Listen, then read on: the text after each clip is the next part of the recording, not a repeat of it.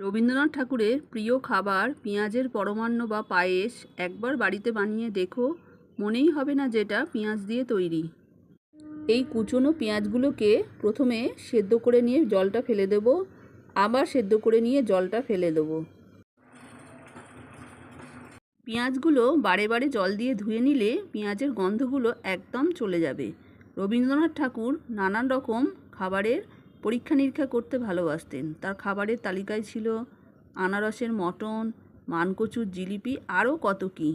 ঘি দিয়ে দেব, কাজু কিশমিশগুলো ভেজে নেব, পেঁয়াজগুলো ভালো করে একটু ঘিয়েতে ভেজে নেব।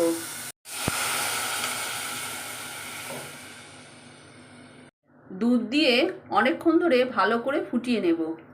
এলাচ দিয়ে দেব, এর মধ্যে গুঁড়ো দুধ দিয়ে দেব, চিনি দিয়ে ভালো করে ফুটিয়ে নেব। দারুণ খেতে এই পেঁয়াজের পরমান্ন।